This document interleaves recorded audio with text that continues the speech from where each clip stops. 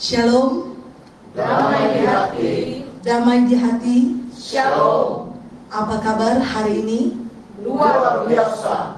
Kami Majelis Jemaat berharap Bapak Ibu, Saudara-saudari Jemaat Gemim Sion Jakarta Utara dalam keadaan baik, sehat sekarang dan seterusnya, serta kompak untuk memerangi atau mencegah penyebaran virus COVID-19. Tentu dengan mentaati himbauan pemerintah untuk tinggal di rumah saja. Sejak tanggal 22 Maret, kita telah mengadakan ibadah di rumah. Kita bersyukur kepada Tuhan atas segala kebaikannya, penyertaannya, serta kasih setianya yang tidak pernah meninggalkan kita sampai saat ini. Hari ini kita memasuki ibadah Minggu Hari Raya Pentakosta. Mari kita arahkan hati dan pikiran kita kepada Tuhan untuk menyembah, memuji dan memuliakan namanya dalam ibadah Minggu Jemaat Gemim Sion Jakarta Utara. Jemaat diundang berdiri. Hari ini ada sukacita dan kebahagiaan yang besar dialami oleh orang-orang percaya. Yesus Kristus yang bangkit dari antara orang mati dan yang sudah naik ke sorga, dialah juga yang menganugerahkan rohnya yang kudus kepada kita semua. Marilah kita bersorak-sorak memuji dan mengagungkan Allah, Tritunggal yang Maha Kudus. Marilah kita menyanyikan Kidung Jemaat nomor 242, Muliakan Allah Bapa.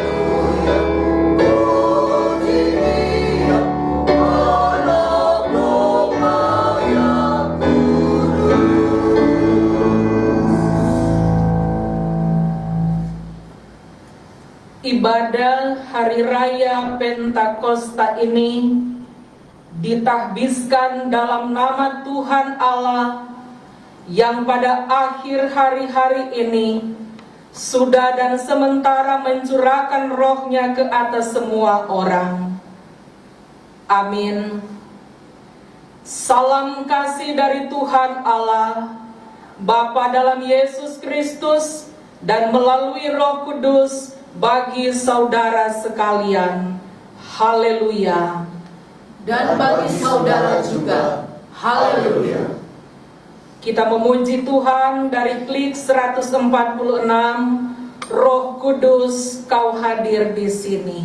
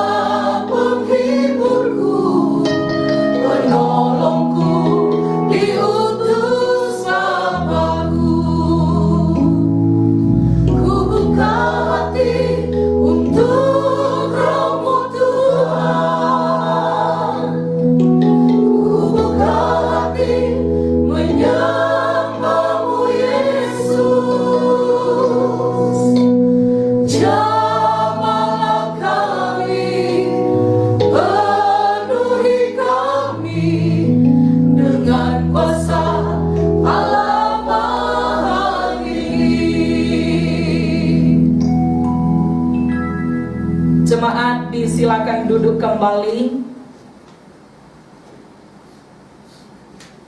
Tuhan adalah pengasih dan penyayang. Dia selalu menunjukkan wajahnya kepada kita, dan kita bertanya, apakah kita layak di hadapan Dia yang kudus itu?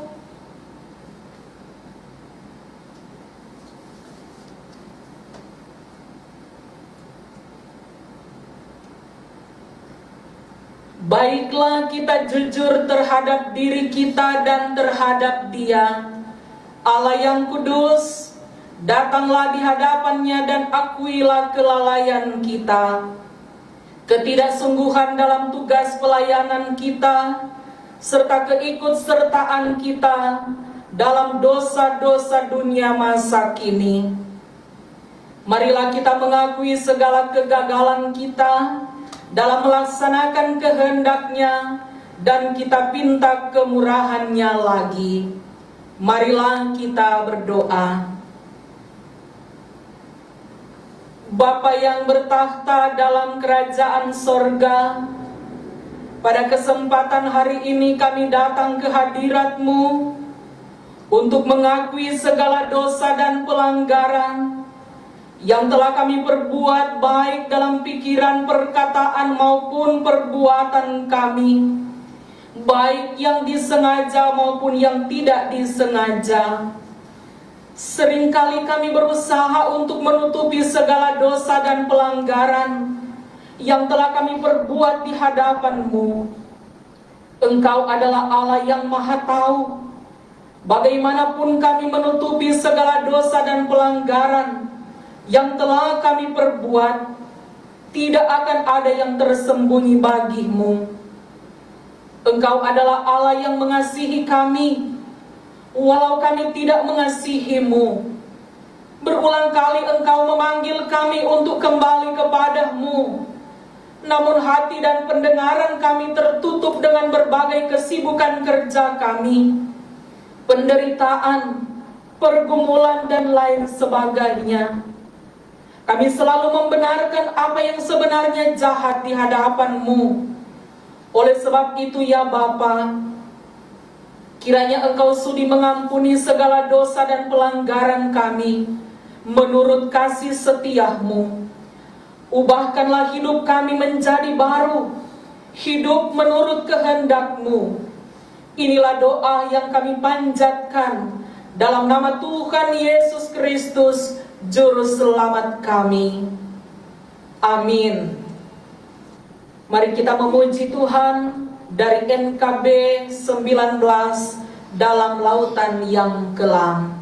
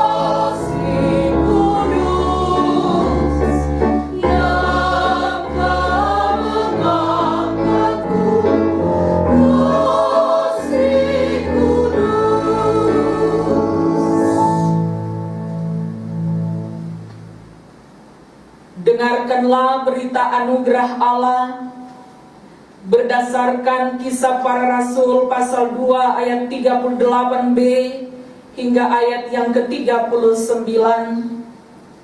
Demikian firman Tuhan. Bertobatlah dan hendaklah kamu masing-masing memberi dirimu dibaptis dalam nama Yesus Kristus untuk pengampunan dosamu. Maka kamu akan menerima karunia Roh Kudus. Sebab bagi kamulah janji itu, dan bagi anak-anakmu dan bagi orang yang masih jauh, yang sebanyak yang akan dipanggil oleh Tuhan Allah kita. Mari kita memuji Tuhan dari Kidung Jemaat 240, Datanglah ya Sumber Rahmat.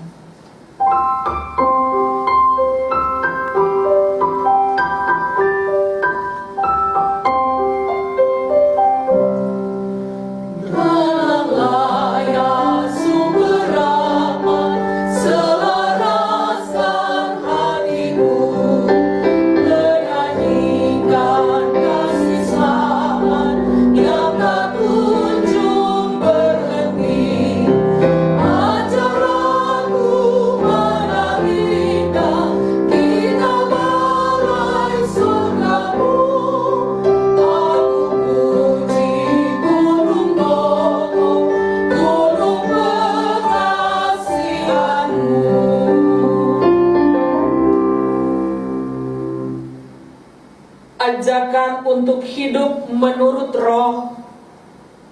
Galatia 5 ayat 13 hingga ayat yang ke-26. Saudara-saudara, memang kamu telah dipanggil untuk merdeka, tetapi janganlah kamu mempergunakan kemerdekaan itu sebagai kesempatan untuk kehidupan dalam dosa, melainkan layanilah seorang akan yang lain oleh kasih. Sebab seluruh hukum Taurat tercakup dalam firman ini, yaitu kasihilah sesamamu manusia seperti dirimu sendiri. Tetapi jikalau kamu saling menggigit dan saling menelan, awaslah supaya jangan kamu saling membinasakan. Maksudku ialah, hiduplah oleh Roh, maka kamu tidak akan menuruti keinginan daging. Sebab keinginan daging berlawanan dengan keinginan Roh, dan keinginan Roh berlawanan dengan keinginan daging. Karena keduanya bertentangan, sehingga kamu setiap kali tidak melakukan apa yang kamu kehendaki. Akan tetapi jikalau kamu memberi dirimu dipimpin oleh Roh, maka kamu tidak hidup di bawah hukum Taurat. Perbuatan daging telah nyata, yaitu percabulan, kecemaran, hawa nafsu, penyembahan berhala, sihir, perseteruan, perselisihan, iri hati, amarah, kepentingan diri sendiri, percideraan, roh pemecah, kedengkian, kemabukan, pesta pora, dan sebagainya. Terhadap semuanya itu kuperingatkan kamu, seperti yang telah kubuat dahulu, bahwa barang siapa melakukan hal-hal yang demikian, ia tidak akan mendapat bagian dalam kerajaan Allah. Tetapi buah Roh ialah kasih, sukacita, damai sejahtera, kesabaran, kemurahan, kebaikan, kesetiaan, kelemah lembutan, penguasaan diri. Tidak ada hukum yang menentang hal-hal itu.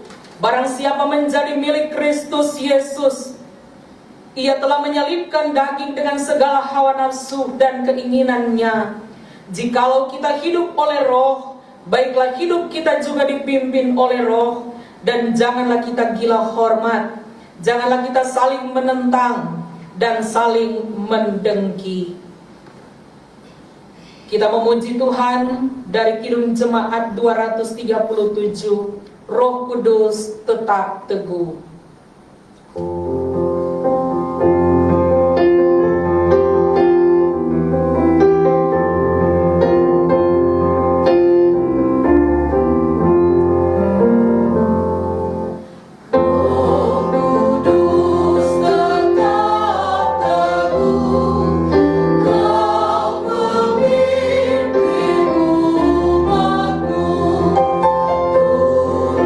Kami yang lemah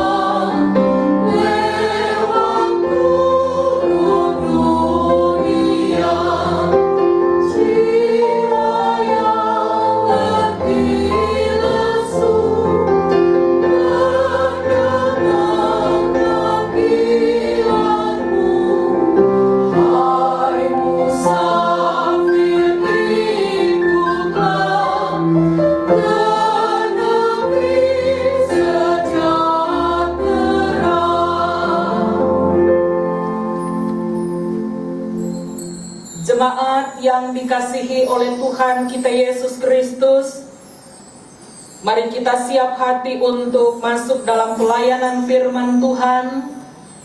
Tetapi sebelum itu kita akan mendengarkan kesaksian pujian vokal grup Big Voice Sion.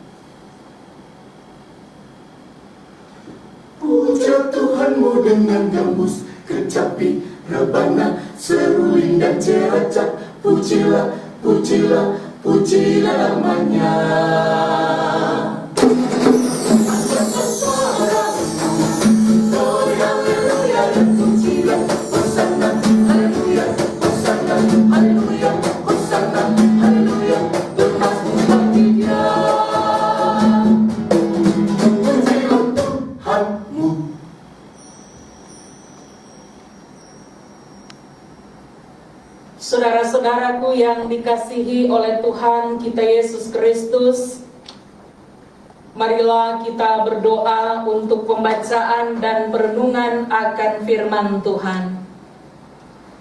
Mari kita berdoa. Bapa kami yang di surga, di sementara kami merayakan hari ketuangan Roh Kudus, kami hendak belajar firman-Mu. Berilah kemampuan bagi hamba-Mu yang sedia untuk menyampaikan firman-Mu, Tuhan.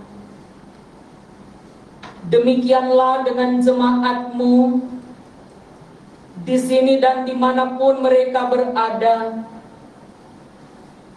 agar saat firman-Mu disampaikan, mereka dapat menyimak dan mengerti, sehingga setiap firman yang diterimanya itu dengan sadar dapat mereka perkatakan dan diperbuat melalui setiap aspek kehidupan mereka, baik di dalam keluarga, gereja, dan bangsa. Firman-Mu menjadi cahaya yang tidak pernah pudar, menerangi jalan-jalan kami sebagai anak-anak-Mu, sehingga dunia di mana kami berada tidak mudah memperdaya kami untuk menyimpang dari jalan Tuhan.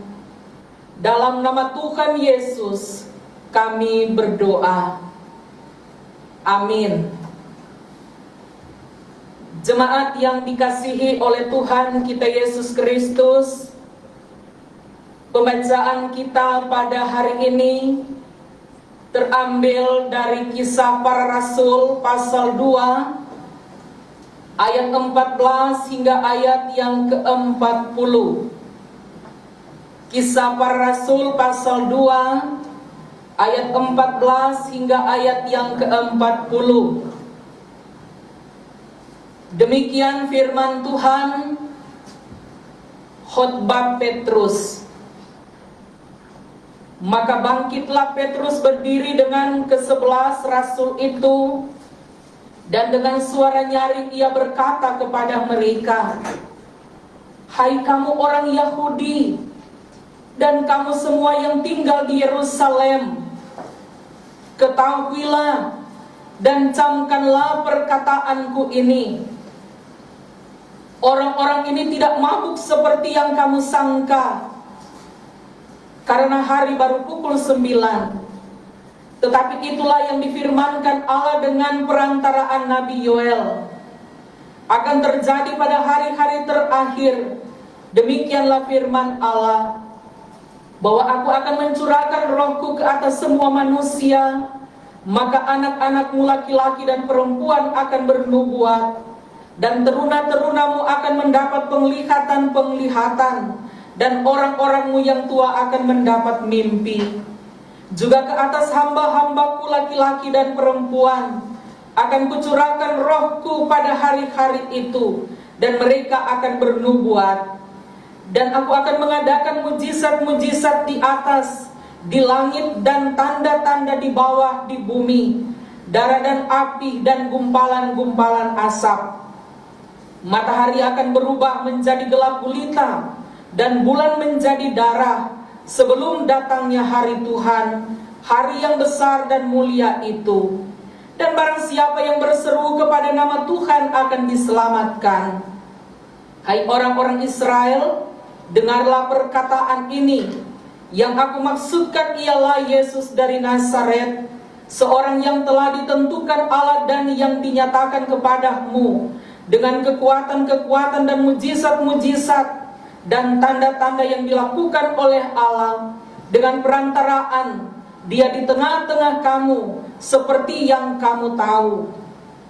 Dia yang diserahkan Allah menurut maksud dan rencananya telah kamu salibkan dan kamu bunuh oleh tangan bangsa-bangsa durhaka.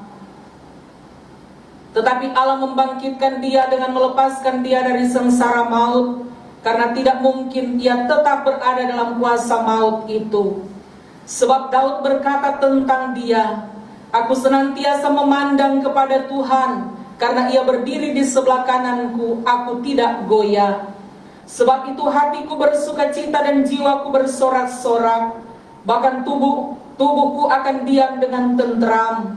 Sebab Engkau tidak menyerahkan aku kepada dunia orang mati, dan tidak membiarkan orang kudus-Mu melihat kebinasaan. Engkau memberitahukan kepadaku jalan kehidupan. Engkau akan melimpahi aku dengan sukacita di hadapan-Mu. Saudara-saudara, aku boleh berkata-kata dengan terus terang kepadamu tentang Daud, bapa bangsa kita. Ia telah mati dan dikubur, dan kuburannya masih ada pada kita sampai hari ini. Tetapi ia adalah seorang nabi, dan ia tahu bahwa Allah telah berjanji kepadanya dengan mengangkat sumpah bahwa ia akan mendudukkan seorang dari keturunan Daud sendiri di atas tahtanya. Karena itu ia telah melihat ke depan dan telah berbicara tentang kebangkitan Mesias, ketika ia mengatakannya bahwa dia tidak ditinggalkan di dalam dunia orang mati, dan bahwa dagingnya tidak mengalami kebinasaan. Yesus inilah yang dibangkitkan Allah, dan tentang hal itu kami semua adalah saksi. Dan sesudah ia ditinggalkan oleh tangan kanan Allah dan menerima Roh Kudus yang dijanjikan itu, maka dicurahkannya apa yang kamu lihat dan dengar di sini. Sebab bukan Daud yang naik ke sorga, malahan Daud sendiri berkata, Tuhan telah berfirman kepada Tuhanku, duduklah di sebelah kananku sampai kubuka kubuat musuh-musuhmu menjadi tumpuan kakimu.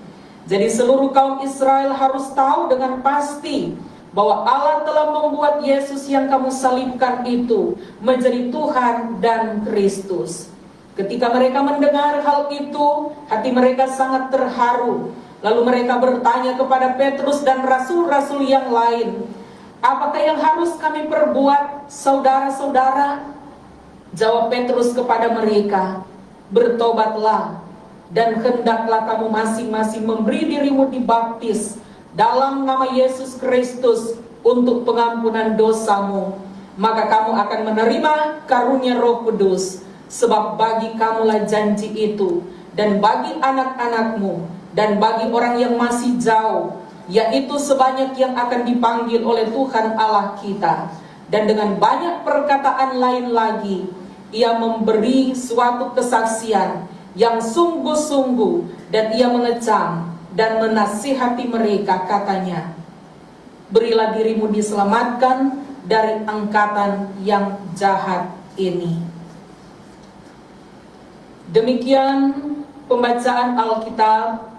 Yang berbahagia adalah mereka yang mendengar dan melakukan firman Tuhan ini dalam kehidupannya sehari-hari. Shalom. Damai di hati. Damai di hati. Shalom. Apa kabar hari ini? Luar biasa. Tuhan memberkati kita semua. Kita bersyukur jika kita masih diberikan kesempatan untuk beribadah bersama pada hari Minggu ini, yang walaupun kita masih di tengah-tengah pandemi COVID-19, tetapi suasana yang mencekam ini tidak menghambat kita untuk tetap membangun persekutuan dengan Tuhan dan sesama kita. Saudara-saudaraku yang dikasihi Tuhan, sekarang ini kita masih terkurung dalam suasana yang menegangkan, membingungkan, dan diliputi rupa-rupa pertanyaan. Mengapa, kapan, dan bagaimana? Satu persatu kita sudah peroleh jawabannya. Ada yang menyampaikan jaga kesehatan, tinggal di rumah, keluar rumah harus pakai masker, dan banyak lagi jawaban-jawaban atas pertanyaan-pertanyaan kita yang membuat kita tenang. Kita tidak perlu takut selama kita hidup di dalam Tuhan. Jawaban-jawaban itu membuat kita bersemangat lagi untuk terus menatap masa depan kita. Karena kita percaya bahwa semua yang terjadi dalam hidup ini ada dalam sepengetahuan Tuhan. Itulah yang menghibur kita, menguatkan kita. Bahkan ada juga yang menjawab pertanyaan-pertanyaan kita. Tingkatkan imunitas dan iman kita. Tetap dekat dengan Tuhan. Baca firman, berdoa, beribadah. Hidup dalam persekutuan yang indah. Membangun kekeluargaan yang indah. Dan lain sebagainya. Saudara-saudaraku yang dikasihi Tuhan, jawaban lagi yang mungkin masih baru tentang ketika kita diizinkan untuk kembali beraktivitas new normal yang disampaikan oleh pemimpin negara kita, Bapak Presiden, komplit dengan atributnya. Social distancing tetap, healthy distancing tetap, dan lain-lain sebagainya. Saudara-saudaraku yang dikasihi oleh Tuhan kita Yesus Kristus, tiap-tiap saat kita dengar ada suara-suara atau ada kata-kata profetik, bagi saya kita harus tanggapi dengan positif dalam keadaan apapun. Karena apa yang bisa orang-orang di luar sana sampaikan, buka hati untuk menerima, sebab di dalamnya mengandung nutrisi untuk imun dan iman kita, sehingga tetap memiliki ketahanan secara keseluruhan dalam menghadapi intimidasinya COVID-19. Saudara-saudaraku, hari ini kita diberi ruang lagi untuk menyaksikan serta mengalami janji lawatan Tuhan lewat ibadah Pentakosta, hari pencurahan Roh Kudus.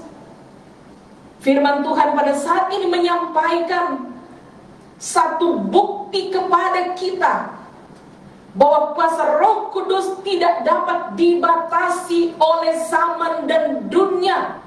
Dan itu yang menjadi tema kita pada saat ini. Di ayat 17 dan ayat 18,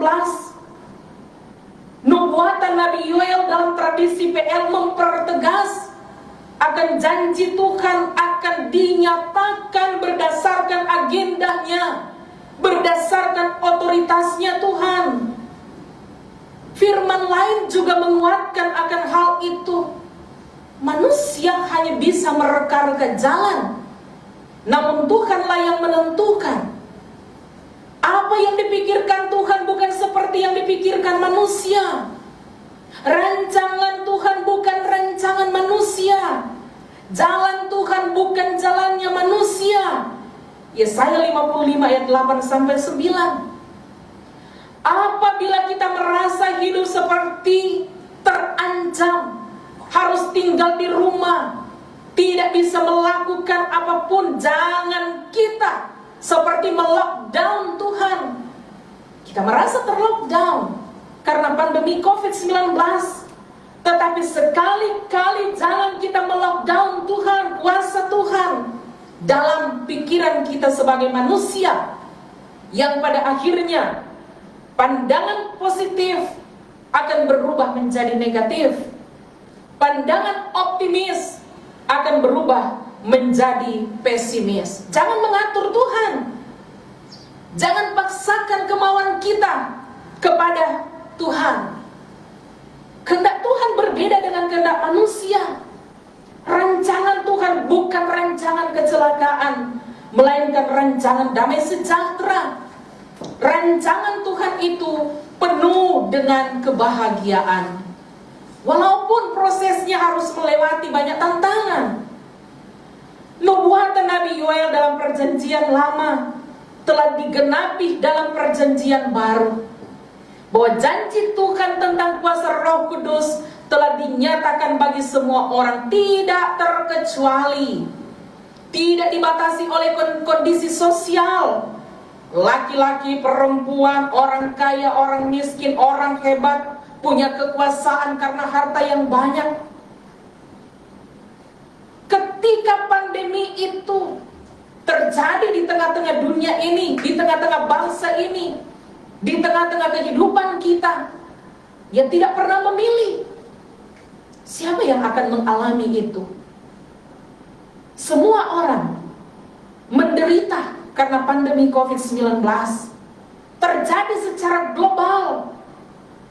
Sebab itu saudara-saudaraku yang dikasihi Tuhan, jangan salahkan siapa-siapa, tetapi lakukan suatu kontemplasi, lakukan perenungan diri, bahwa apapun yang terjadi dan teralami oleh dunia, kita ada di dalamnya, semua berada dalam otoritasnya Tuhan, ada dalam komandonya Tuhan.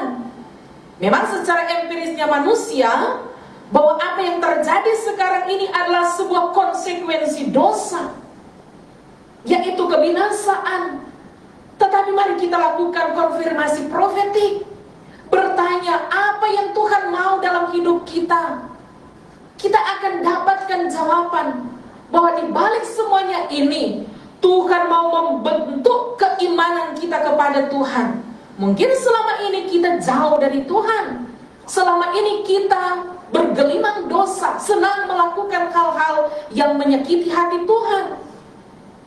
Saudara-saudaraku yang dikasihi Tuhan, maka kita akan melihat cobaan, penderitaan, dan pergumulan kita sekarang ini bukan sebagai kutuk, melainkan tendensi, ancaman kebinasaan yang membawa harapan keselamatan.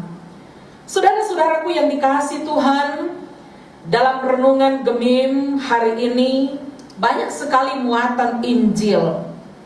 Mari kita melihat perkataan Calvin di balik nubuatan Yoel yang diperkatakan oleh Petrus. Salah satu kutipannya adalah bahwa menurut John Calvin sebagai tokoh reformasi gereja, bahwa matahari dan bulan adalah manifestasi Allah.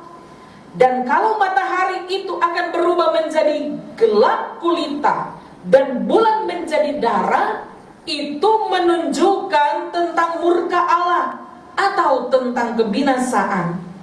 Selanjutnya saudara-saudara, kita melihat di balik ucapan-ucapan yang keras dalam nubuatan Yoel yang diperkatakan oleh Rasul Petrus, bahwa di balik murka Allah tentang kebinasaan ada harapan keselamatan.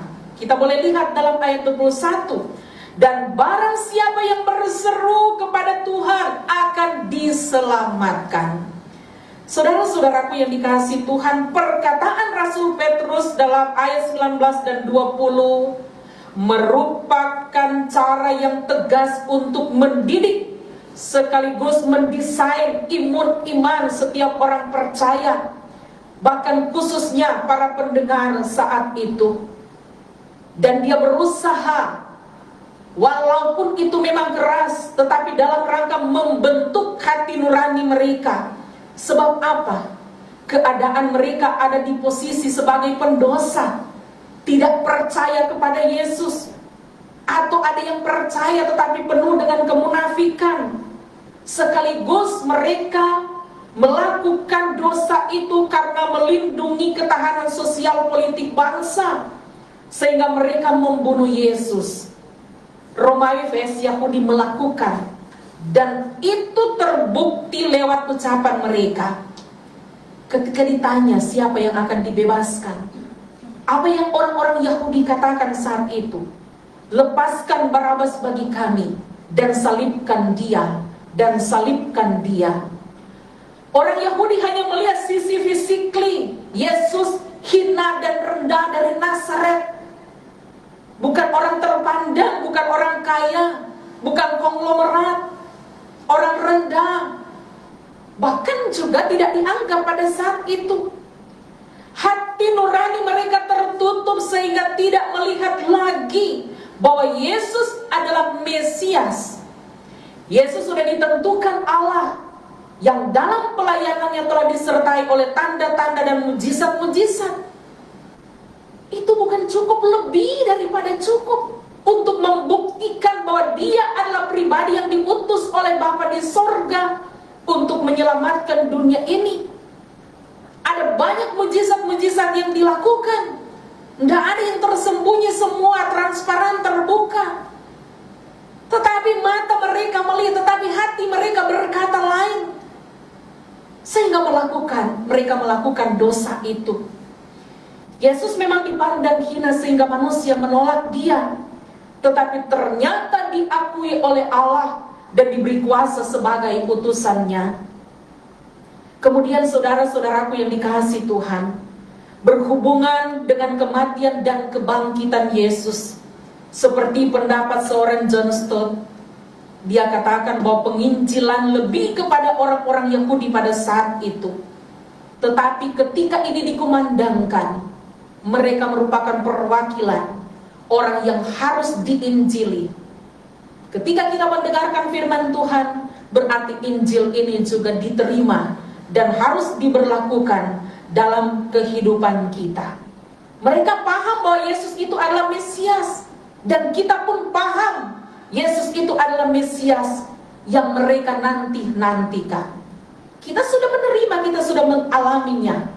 Kebangkitan itu sebagai arena untuk mendemonstrasikan bahwa Yesus adalah Mesias. Dan oleh kebangkitan menghasilkan sebuah pengakuan bahwa benar Yesus adalah Mesias. Saudara-saudaraku yang dikasihi Tuhan, Rasul Paulus mengutip Mazmur 16 ayat 18 sampai 11 dengan mengatakan bahwa memang Yesus benar, orang yang diutus untuk mati tapi bangkit, lalu ditinggikan Allah dan menerima kuasa Roh Kudus. Dibuktikan di atas para rasul, mujizat terjadi. Para rasul bisa berbahasa roh pada saat itu. Dan Petrus kembali mengutip dalam Mazmur 110 ayat 1 bahwa Yesus adalah Mesias. Dalam bahasa Ibrani, Kristos, artinya yang terpilih, yang diurapi sebagai juru selamat. Ada gelar yang disampaikan, anak Allah, anak domba Allah, Tuhan, anak Daud, Allah yang maha tinggi.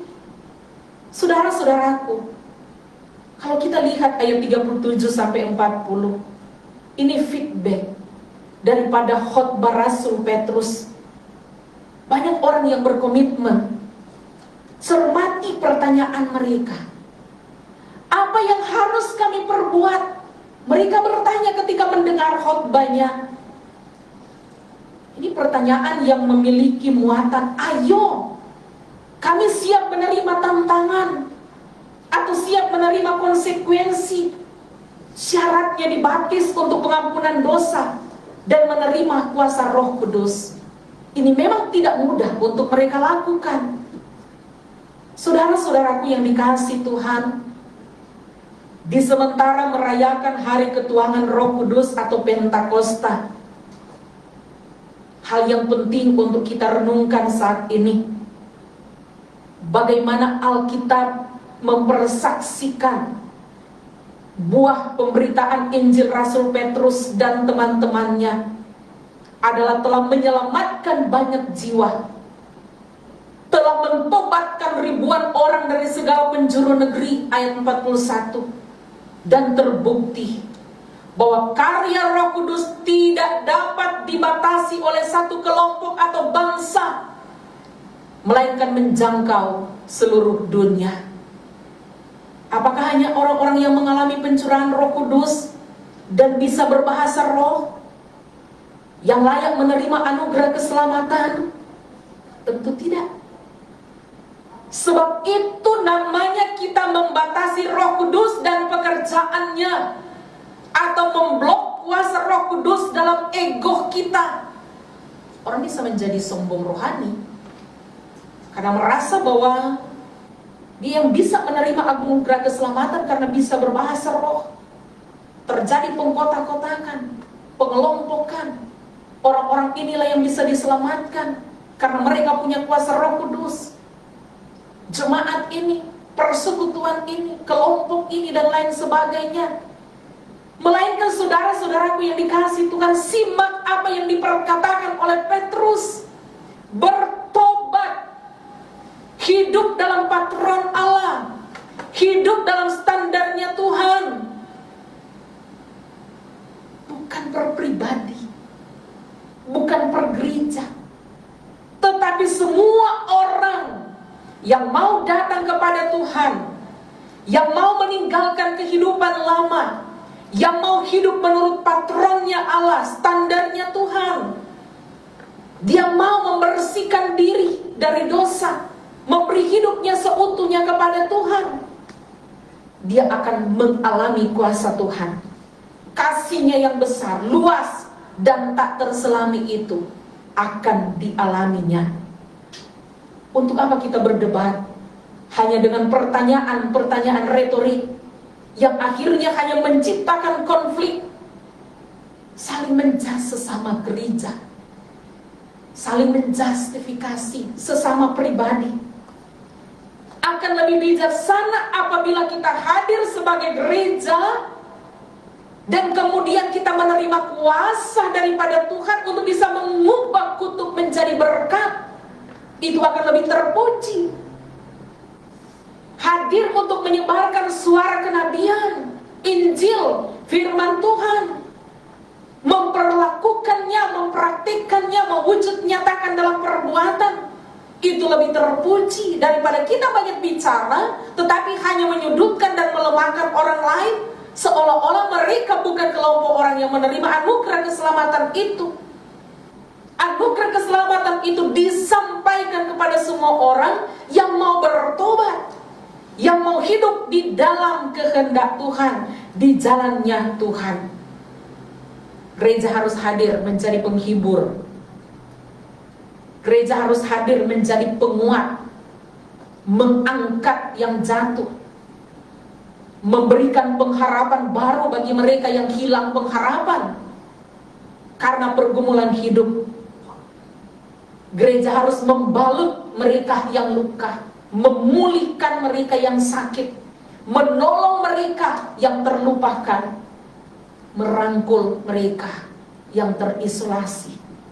Pendek kata, gereja harus menjadi pembawa shalom Tuhan. Tuhan memberkati kita dengan firman-Nya. Amin.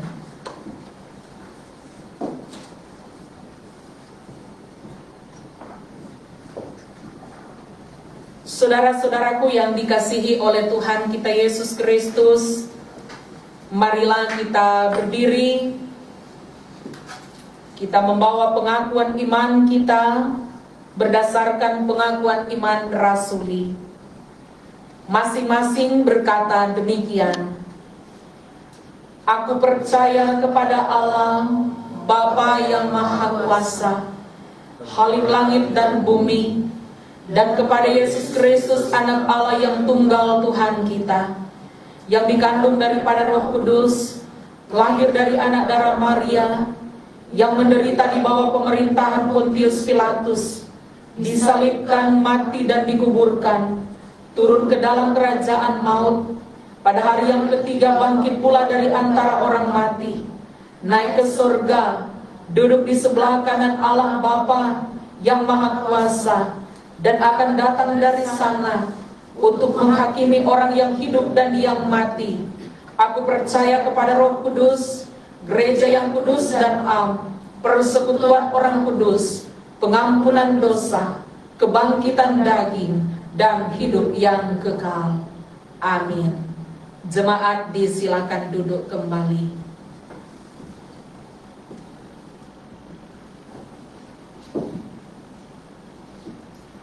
Saudara-saudaraku, marilah kita mempersembahkan persembahan syukur kita kepada Tuhan Allah. Firman Tuhan dalam kitab Matius 5 ayat 7 berkata, "Berbahagialah orang yang murah hatinya, karena mereka akan beroleh kemurahan." Sambil memberikan persembahan, kita menyanyi NKB nomor 100, Rindukah Engkau Mendapat Berkat Tuhan.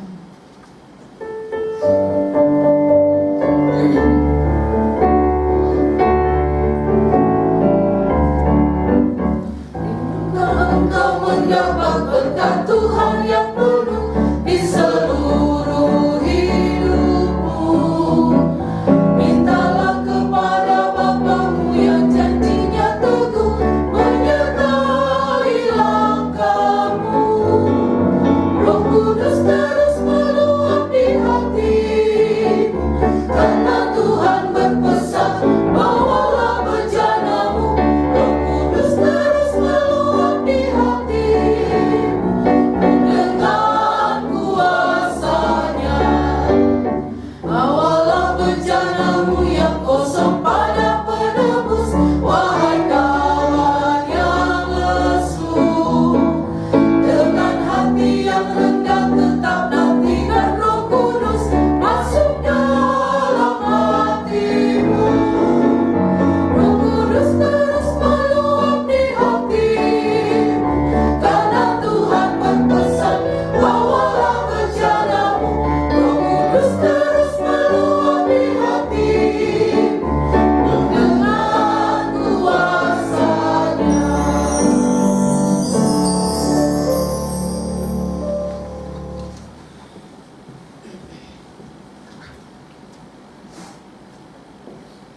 Saudara-saudaraku yang dikasihi Tuhan, marilah kita berdoa. Ya Tuhan, terima kasih atas tuntunan-Mu bagi kami dalam ibadah Minggu Pentakosta. Besar harapan, firman yang kami terima dapat kami jalankan dengan penuh ketaatan dan kesetiaan. Berkatilah hamba-Mu yang telah menyampaikan firman-Mu dan jemaat yang telah mendengarkan firman-Mu. Kita dimampukan untuk menjadi pelaku-pelaku firman kapanpun dan dimanapun kami berada. Berkati kehidupan kami Jemaat Gemim Sion Jakarta Utara, mulai dari Persus serta seluruh jemaat, atas kehidupan kami di sepanjang hari ini, dari pagi, siang, petang hingga malam. Kiranya tidak didapati kepada kami menyimpang dari jalan-Mu. Kami berdoa bagi bangsa Indonesia, khususnya bagi para pemimpin. Beri mereka hikmat dalam pengambilan keputusan dan menyikapi situasi dan kondisi menghadapi pandemi COVID-19 serta seluruh masyarakat Indonesia agar tetap mengikuti himbauan pemerintah dan gereja guna membatasi penyebaran COVID-19 yang semakin merebak di seluruh pelosok negeri. Berdoa bagi para medis bersama relawan-relawan yang berada di garda terdepan. Berikanlah kemampuan untuk mereka melaksanakan tugas dan tanggung jawab mereka sebagai abdi masyarakat. Pulihkan bangsa ini dari ketakutan dan kecemasan, dan anugerahkan rasa aman, tentram, sejahtera, dan bahagia. Ya Tuhan, perhatikanlah gumul kami, jemaat yang sakit, Ibunda Syamas Nova Meteng, Ibu Maria Kindangen, Pak Temi Maliangkan, Anak Irin dalam proses pemulihan, dan lain-lain, dan jemaat yang saat ini ada dalam keadaan sakit, baik di rumah mereka maupun di rumah-rumah sakit. Tuhan, jamah mereka dan pulihkan mereka. Bagi mereka yang berduka karena ditinggal orang yang dikasihinya, boleh mereka mendapat penghiburan dari Tuhan. Saudara-saudara kami yang mengalami dampak COVID-19 dan harus kehilangan pekerjaan, dan mungkin siang dan malam mereka bergumul oleh berbagai kebutuhan primer mereka, makan, minum mereka, dan kebutuhan-kebutuhan lainnya. Ya Tuhan, berdoa kami untuk kegiatan ibadah Jemaat Gemim Sion yang sudah 11 minggu dilaksanakan di rumah masing-masing, melaksanakan persekutuan ibadah, pelayanan, pekerjaan peribadatan, agar tetap sabar dalam menjalankannya dan semua baik adanya. Berkati Pelsus dan jemaat agar tetap rajin dan tekun beribadah, berdoa dan membaca Alkitab. Bagi jemaat dan keluarga yang mengucap syukur karena mereka boleh mengalami pertambahan usia lahir Ibu Messi Tamburian Rarung, anak Dierdi Matasilia, keluarga Matasilia Monto lalu, saudara David Ponto, keluarga Ponto Leode. Mereka boleh mengalami terus-menerus berkat Tuhan, dan mereka tetap mengucap syukur kepadamu. Mereka yang sedang menikmati masa kehamilan, Ibu Eka Sendo Abidin, Ibu Natalia Sundarambi, dan mungkin ada ibu-ibu yang lain yang tidak dapat kami sebutkan satu persatu. Diberkatilah mereka sampai mereka tiba pada masa melahirkan, mereka tetap sehat. Yang sedang mempersiapkan pernikahan, Saudara Febri dan Vera, mereka yang mendapatkan pekerjaan baru, mereka bersyukur karena mereka boleh memperolehnya. Mereka sembuh dari sakit, mereka yang boleh menerima rupa-rupa berkat, menerima keturunan, masuk dalam kehidupan rumah tangga yang baru. Mereka boleh memberi diri dibaptis dan lain sebagainya. Berkatilah anak-anak kami agar mereka boleh kembali masuk sekolah dengan aman dan nyaman. Setelah beberapa minggu mereka belajar dari rumah, ada kejenuhan. Tuhan tolong agar mereka boleh menjalaninya dengan tabah. Anak-anak kami yang sudah lulus SD, SMP, SMA, agar dapat melanjutkan ke jenjang yang lebih tinggi, mereka boleh mendapatkan sekolah yang tepat sesuai dengan kehendak-Mu. Kami berdoa ya Tuhan, berkati mata pencarian jemaat-Mu yang berprofesi sebagai guru, dokter, perawat, karyawan, pegawai, pensiunan, pelaut, buruh, sopir, tukang ojek, tukang bangunan, asisten rumah tangga, pengusaha-pengusaha yang punya restoran, rumah makan, dan lain-lain, agar kembali aktif, agar mereka boleh menafkahi keluarga mereka. Dan bagi saudara-saudara yang saat ini mengikuti ibadah bersama, secara pribadi dapat menyampaikan pokok-pokok doa kita kepada Tuhan.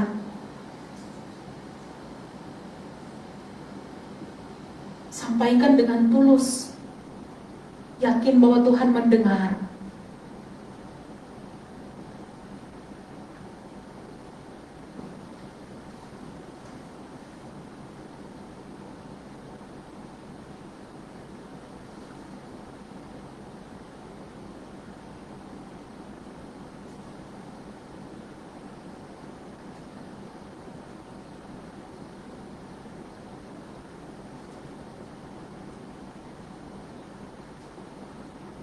Ya Tuhan, dengarkanlah doa umat-Mu dan jawablah sesuai kehendak-Mu.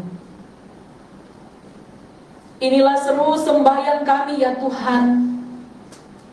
Dimuliakanlah nama-Mu di dalam Yesus Kristus yang telah mengajar kami berdoa. Bapa kami yang di sorga, dikuduskanlah nama-Mu, datanglah kerajaan-Mu, jadilah kehendak-Mu di bumi seperti di sorga. Berikanlah kami pada hari ini makanan kami yang secukupnya, dan ampunilah kami akan kesalahan kami, seperti kami juga mengampuni orang yang bersalah kepada kami. Dan janganlah membawa kami ke dalam pencobaan, tetapi lepaskanlah kami daripada yang jahat. Karena Engkaulah yang mempunyai kerajaan, dan kuasa, dan kemuliaan, sampai selama-lamanya. Amin.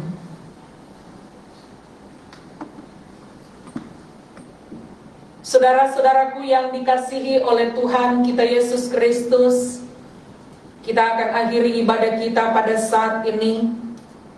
Sambil berdiri kita memuji Tuhan dari klik nomor 106, Peganglah Tanganku Roh Kudus.